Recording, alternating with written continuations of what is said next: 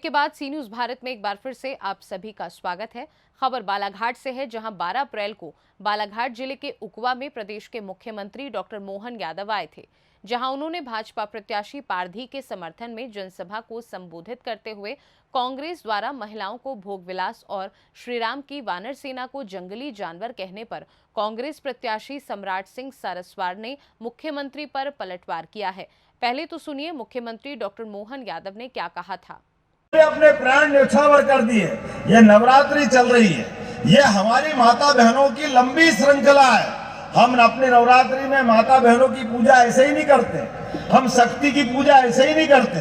हमारी श्रद्धा है, हमारी आस्था है, हमारी भावना है। माता बहनों को हम सदैव सिर झुका करके प्रणाम करते। ये भाजपा की संस्कृति है।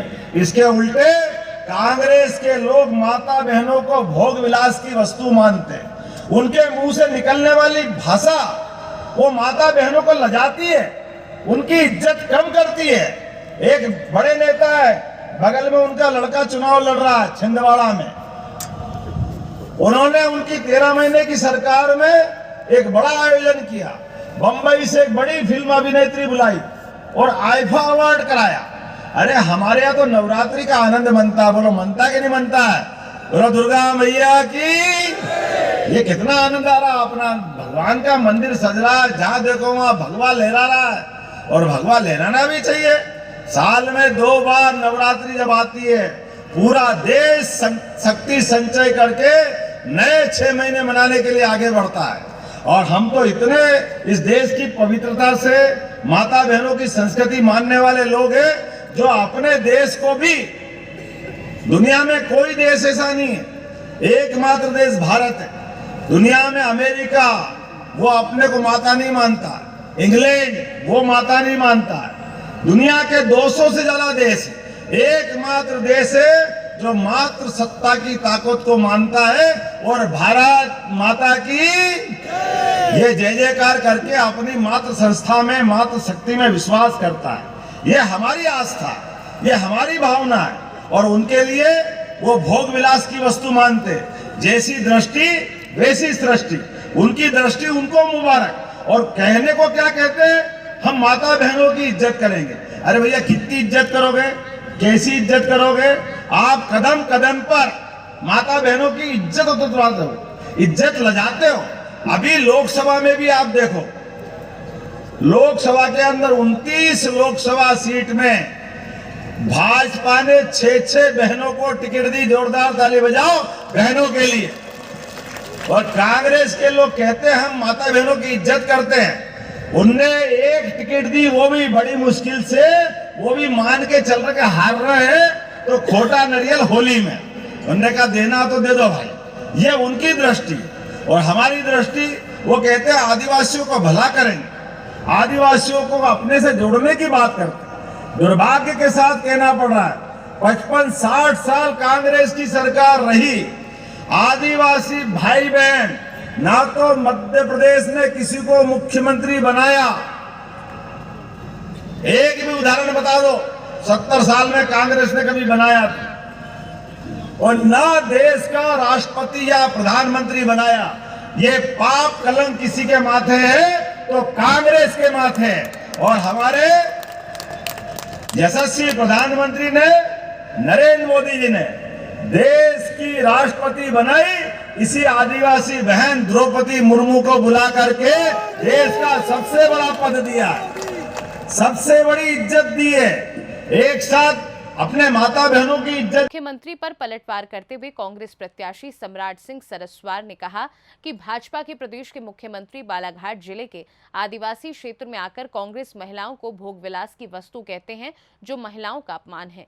एक प्रदेश के मुख्यमंत्री के द्वारा ऐसे शब्दों का प्रयोग करना अशोभनीय है। भाजपा के नेता कभी भी किसी को कुछ भी कह बोल सकते हैं। भाजपा के नेता विकास की बात ना करते हुए अनर्गल बात करके आदिवासी लोगों का अपमान करते हैं। कल जो मुख्यमंत्री जी आए थे, कल मुख्यमंत्री जी आए थे प्रचार के लिए, लेकिन आदिवासी क्षेत्र में आके उन्होंने आदिवासियों के लिए कुछ भी नहीं बोला, कुछ भी उनको सौगात देने की कोशिश नहीं की। बल्कि गलत बयान देकर वो चले गए। वो प्रचार में आए थे भारती पारदी के, लेकिन एक भी बार उन्होंने भारती पारदी जी का नाम नहीं लिया। सिर्फ राम मंदिर और मोदी के अलावा कुछ नहीं बोला। तो और एक चीज़ उन्होंने जो बहुत भद्दी, जो हमारे यहाँ की महिलाओं के लिए, आदिवासी महिलाओं के लिए इतनी अभद्र भाषा बोली है कि कांग्रेस में महिलाएं भोग विलास ऐसा कुछ तो भी बोला है, जो शर्म आनी चाहिए। एक मुख्यमंत्री लेवल का इंसान हमारे बालाघाट में आके हमारे बालाघाट को इतनी गंदी निगाह से देखता है और इस तरीके के बयान देता है। तो जिस तरीके का उनका बयान है, उससे समझ में आता है कि इनके पास में महिलाओं का, हमारी माताओं बहनों के लिए इनके नज़र में क्या इज्जत है। सच में बालाघाट के लिए एक गंभीर विषय है। एक आदिवासी वर्ग के लिए बहुत आक्रोशित है हमारे यहाँ की महिलाएं। मेरे को काफ़ी फ़ोन आए, तो मुझे लगा कि मुझे प्रेस वार्ता लेना चाहिए। मुख्यमंत्री का उल्लंघन है, लेकिन सरकार उनकी है। उल्लंघन तो इतनी जगह होते हैं इनके, लेकिन उसमें कोई रोक टोक है नहीं। सरकार उनकी है, तो वो अपने हिसाब से सब कर रहे हैं। भैया एक चीज़ और थी, जिस राम के भरोसे बीजेपी चुनाव लड़ रही है, मुख्यमंत्री जी भरे मंच से उनको जानवरों की सेना कहा। सच में हमारे हनुमान जी और हमारे जितने राम भगवान के साथ सहयोगी जो थे, उन्हें जो इतने अभद्र भाषा में जंगली जानवरों के साथ, यानी हम उनको भगवान मानते हैं, हनुमान जी को, गरुड़ जी को, सब लोगों को भगवान मानते हैं, उनको जंगली जानवरों की उपाधि दी गई।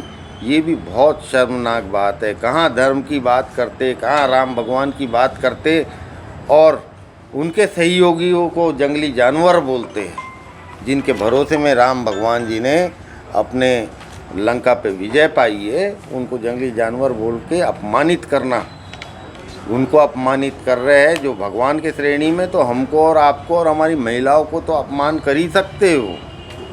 क्या लगता है इस प्रकार जो इन्हें बयान दिया है, क्या शोभनीय है? क्या किस प्रकार से ये चलते हैं? देखिए, एक मानसिकता पता चलती है।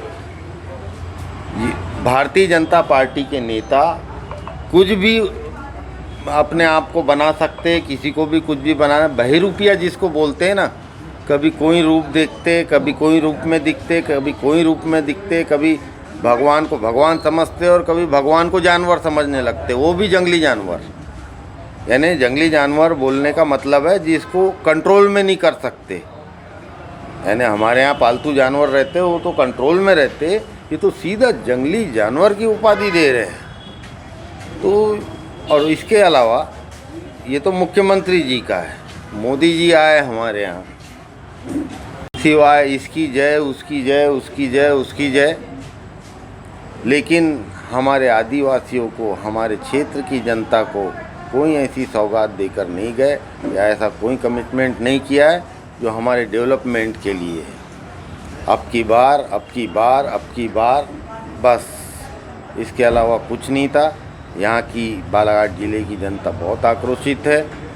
रहा दूसरी बात, राम भगवान की बात करते हैं, मैंने इस चुनाव तक हम लोगों ने कभी अपनी होशियारी नहीं बताई कि हमने ये किए या वो किए या वो किए। आपको बता दूं, राम मंदिर जो अयोध्या में बना है, वहाँ पे भी मेरी ईंटें लगी है। मैंने भी वहाँ के लिए चंदा दिया है, उसकी रसीद है मेरे पास में।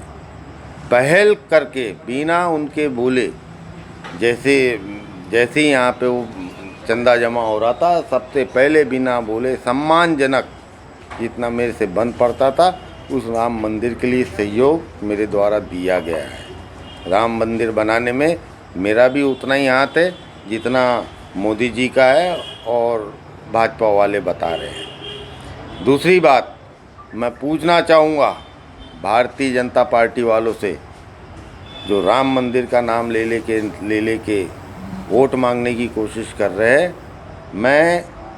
मेरे राम भगवान इष्ट देव है। मेरे परिवार ने, आप जाके देखिए बड़गांव किरनापुर में, वहाँ मेरे परिवार द्वारा मंदिर बनाया गया है और उस मंदिर का ट्रस्ट बना के उसकी देख रेख करने के लिए 42 एकड़ ज़मीन उस राम मंदिर ट्रस्ट को मेरे परिवार द्वारा दिया गया है। एक भी भारतीय जनता पार्टी का नेता मुझे बता दे जिले का जिसने 1 एकड़ भी ज़मीन राम मंदिर ट्रस्ट या राम मंदिर के नाम से दिया हो या राम मंदिर अपने स्वयं के पैसे से बनाया हो। मैंने स्वयं के पैसे से 3 मंदिर बनाए हैं। मैंने इतनी उम्र में अपने पैसे से 3 मंदिर बनाए हैं। एक मंदिर अभी 2 साल पहले बना के तैयार हुआ है किरनापुर के ग्राम आकोला में। वो भी 2-3 गांव के लोग मेरे पास में आए, उनको मंदिर बनाना है तो मैंने बोला कि मैं मंदिर बना के दूंगा। तत्काल उस मंदिर के लिए मैंने ज़मीन खरीदी और वहाँ मंदिर बनाया शिव जी का। तो ये भक्ति और राम भगवान और जिस मुद्दे पे ये वोट मांग रहे हैं वो मुद्दा इनके पास में कोई डेवलपमेंट के मुद्दे नहीं है। सिर्फ लोगों को भावुक करके, धर्म को फैला के, हिंदू मुस्लिम करके ये अपने वोट लेना चाह रहे। बाकी इनके पास कोई मुद्दे नहीं है, क्योंकि पूरा टाइम मैंने स्पेशली इतनी व्यस्तता होने के बाद कल मोदी जी का पूरा भाषण देखा। उनके पास में चिट्ठी में लिख दिया गया यहाँ कौन कौन से मंदिर है, उसकी जय, उसकी जय, उसकी जय, उसकी जय। लेकिन कोई भी हमारे नौजवान युवकों को, अशिक्षित बेरोजगारों के लिए या हमारी महिलाओं के लिए ऐसी कोई चीज़ नहीं बोली। 3100 रुपये का दान देने की बात हुई थी, न उसके लिए कोई बात हुई, न 2700 के गेहूं की बात हुई, न 450 सिलेंडर की हुई, न 3000 रुपये हमारी बहनों को देने की बात हुई थी, उसकी भी बात नहीं हुई। समझ में नहीं आया कि ये कार्यक्रम किस हिसाब से आया। बालाघाट से सी न्यूज़ संवाददाता विशाल महानंद की रिपोर्ट। फिलहाल इस खास रिपोर्ट में बस इतना ही। वक्त है एक छोटे से ब्रेक का। ब्रेक के उस पार हम आपको और भी तमाम बड़ी खबरों से करवाएंगे रूबरू।